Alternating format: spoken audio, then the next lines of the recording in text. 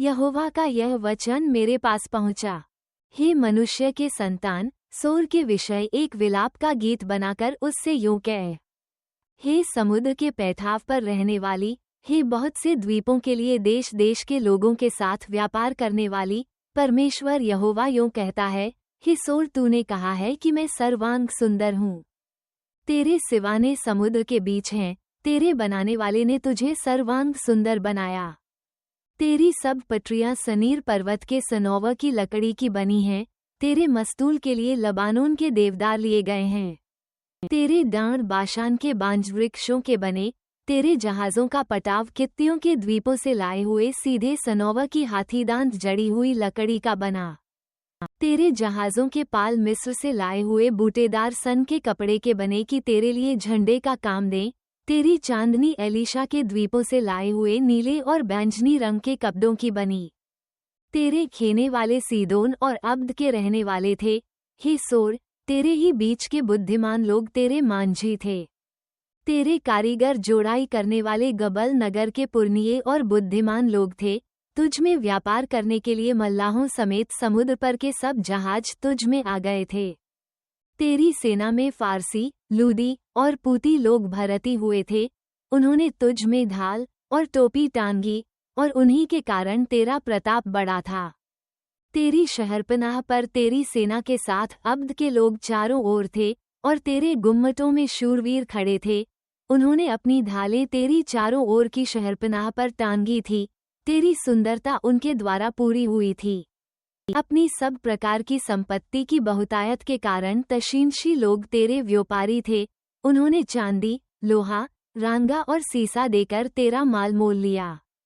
यावान, Tubal और Meshech के लोग तेरे माल के बदले दास दासी और पीतल के पात्र तुझसे व्यापार करते थे। तोगरमा के घराने के लोगों ने तेरी संपत्ति लेकर घोड़े, सवारी के घोड़े और खच्चर दिए। ददानी तेरे व्यापारी थे। बहुत से द्वीप तेरे हाट बने थे। वे तेरे पास हाथीदांत की सींग और आबनूस की लकड़ी व्यापार में लाते थे। तेरी बहुत कारीगरी के कारण आराम तेरा व्यापारी था।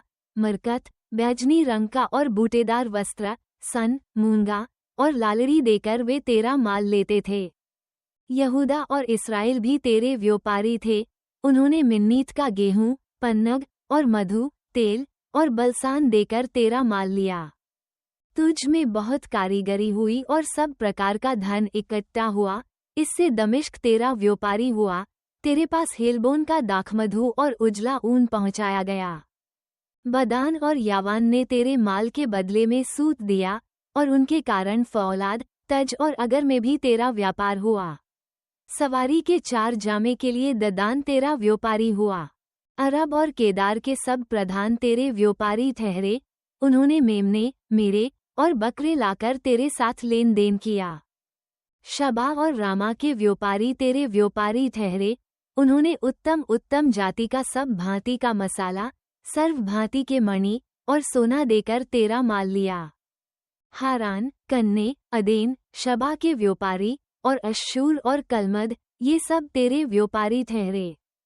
इन्होंने उत्तम उत्तम वस्तुएं अर्थात ओढ़ने के नीले और बूटेदार वस्त्र और डोरियों से बंधी और देवदार की बनी हुई चित्र विचित्र कपड़ों की पेटियां लाकर तेरे साथ लेन देन किया। तशींश के जहाज तेरे व्यापार के माल के धोने वाले हुए। उनके द्वारा तू समुद्र के बीच रहकर बहुत धनवान और प्रतापी हो गई थी। तेरे खिवैयों ने तुझे गहरे जल में पहुंचा दिया है, और पुरवाई ने तुझे समुद्र के बीच तोड़ दिया है।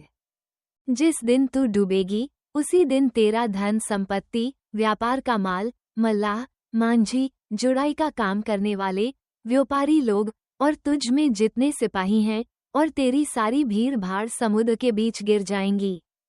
तेरे मांझियों की चिल्लाहट के शब्द के मारे तेरे आसपास के स्थान कांप उठेंगे।